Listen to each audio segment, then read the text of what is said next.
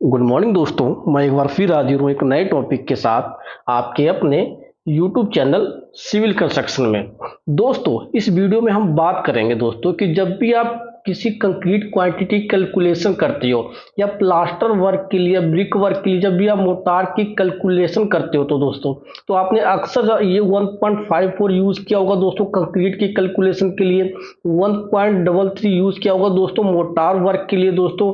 तो इस वीडियो में आपको पूरी डिटेल के बारे में बताने वाला हूँ कि दोस्तों 1.54 क्या होता है, 1.33 दोस्तों क्या होता है, हम क्यों यूज करते हैं, एग्जाम्पल के साथ दोस्तों मैं आपको बताने वाला हूँ। तो अगर आप मेरे चैनल पर नए हैं तो चैनल को सब्सक्राइब कर दिए दोस्तों। तो सबसे पहले दोस्तों बात करेंगे 1.54 होता है क्या। तो जो दोस्तों 1.54 होता है, हमारा ड्राई वॉल्यूम लेके चलते हैं कंक्रीट के लिए कि जब भी हम कंक्रीट की क्वांटिटी कैलकुलेट कर रहे हैं, जैसे जैसे कि दोस्तों जैसे एग्जांपल मैं बताता हूँ। हमारे पास मैंने क्या एक स्लैब ले लिया, एक आरसीसी की स्लैब है जिसकी जो विड्थ है दोस्तों 1 मीटर है और जो लेंथ है ये भी 1 मीटर दोस्तों, और जो मैंने इसकी थिकनेस रखी है आरसीसी स्लैब की 1 मीटर रखी है दोस्तों। तो जो कैलकुलेशन करने के बाद आपका जो वॉल्यूम निकालोगे आप स्लैब का, जैसे length into breadth into thickness, तो आपका ये 1 क्यूबिक मीटर आ गया। तो दोस्तों जो ये आपका 1 क्यूबिक मीटर ये आपका वेट वॉल्यूम कहलाता है दोस्तों। मतलब कि एक जो 1 क्यूबिक मीटर आया दोस्तों, जो आपकी ये स्लैब है, इतना आपका 1 क्यूबिक मीटर आपका कंक्रीट यूज होने वाला है। लेकिन जब आप बात करेंगे कि उसमें जो आपका सीमेंट, सैंड और एग्रीगेट कितना यूज होने वाला है, क्योंकि जो सीमेंट आपका ड्राई कंडीशन में आ जाता है, जैसे सीमेंट, सैंड, एग्रीगेट दोस्तों ये ड्राई फॉर्म में आ जाते हैं। तो इसके चलते क्या होता है दोस्तों कि आपका जो 54% जो आपका होता है ना दोस्तों, क्या होता है वे उसका वॉल्यूम बढ़ जाता है। जब भी हम ड्राई कंडीशन के लिए जब कैलकुलेट करेंगे तो 54% आपका वेट वॉल्यूम से बढ़ जाता है। कि जैसे कि दोस्तों, जैसे कि आप सीमेंट, सैंड और एग्रीगेट मिक्स कर रहे हो दोस्तों, उसके बाद जब आप उसमें वाटर मिक्स किया दोस्तों, जैसे कि जब ड्राई फॉर्म में हम मिक्स कर रहे हैं तो उसमें कुछ वॉइड्स रह जाते हैं, आपके सीमेंट, सैंड और एग्रीगेट में वॉइड्स रह जाते हैं।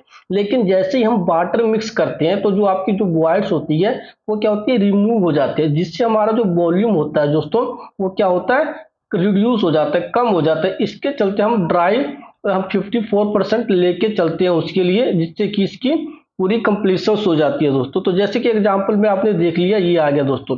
उसके बाद एक फार्मूला आप देख सकते हैं मैंने क्या लिखा हुआ है ड्राई वॉल्यूम का, वेट वॉल्यूम, जो आपका वेट वॉल्यूम आता है प्लस 54% ऑफ वेट वॉल्यूम। तो आप इसकी जगह कुछ भी रख सकते हो, साइज आप कुछ भी रख सकते हो, लेकिन आपने ये फार्मूला याद रखना, जो भी आपका वेट वॉल्यूम आएगा दोस्तों आपने उससे प्लस 54% इंटू वेट वॉल्यूम। तो जैसे कि हमारा वेट वॉल्यूम एक आया था दोस्तों, 1 क्यूबिक मीटर प्लस 54% इंटू 1, तो 1.54 क्यूबिक मीटर ये आपका ड्राई वॉल्यूम आ गया। तो जैसे एक आपको एग्जांपल में सीमेंट कैलकुलेट करके दिखाता हूँ कि आप सीमेंट कैसे कैलकुलेट कर सकते हैं। तो सीमेंट के लिए सबसे पहले क्या फार्मूला है दोस्तों, ड्राई वॉल्यूम, जो आपका ड्राई वॉल्यूम आया है upon sum of ratio. Sum of ratio क्या होता है, जैसे कि इस स्लैब के लिए जो मैंने कंक्रीट यूज किया ग्रेड M20 का यूज किया है, तो जो रेशो होता है दोस्तों उसका क्या होता है, 1:3 रेशो होता है। जो सम ऑफ टोटल करेंगे तो जैसे 1:1.5 आपका कितना हो गया ये दोस्तों, 2.5 प्लस 3 5.5 आ गया। तो वही आपका सम ऑफ रेशो। उसके बाद इंटू क्या करना है, सीमेंट का जो रेशो है, सीमेंट का पार्ट आपका कितना है 1। तो जब आप सीमेंट की कैलकुलेशन कर रहे हो तो 1 रखोगे, सैंड की कर रहे हो तो 1.5 रखोगे, और एग्रीगेट की कर रहे हो तो 3 रखोगे। तो मैंने यहाँ पे सीमेंट के लिए कर रहा हूँ तो 1 रख लिया।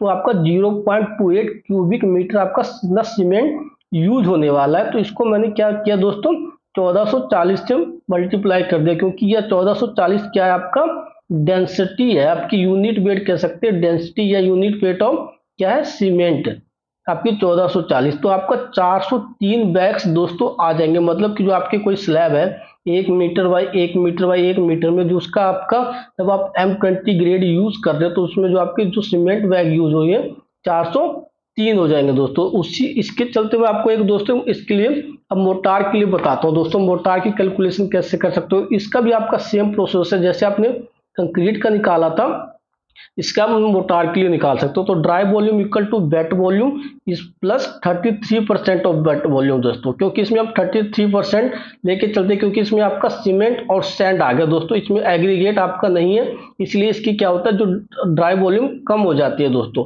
तो जैसे कि मैंने एक वॉल लिया है दोस्तों, इसको मैंने प्लास्टर वर्क करना है इसमें इसका जो साइज है 1 मीटर है और 1 मीटर है दोस्तों, ठीक है।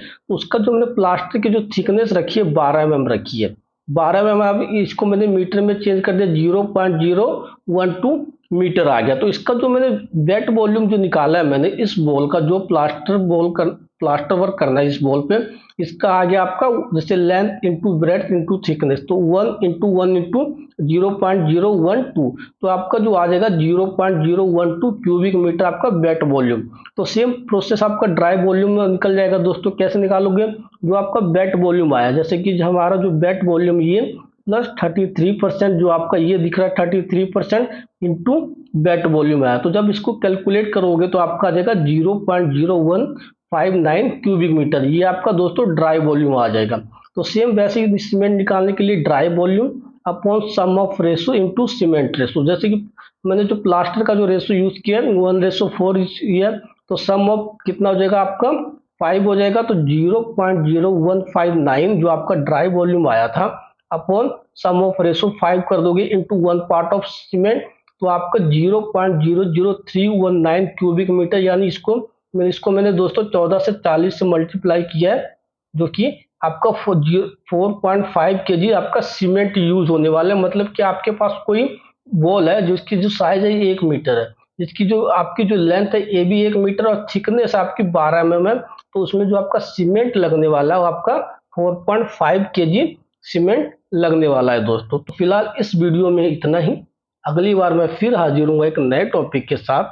जब तक के लिए धन्यवाद। जय हिंद,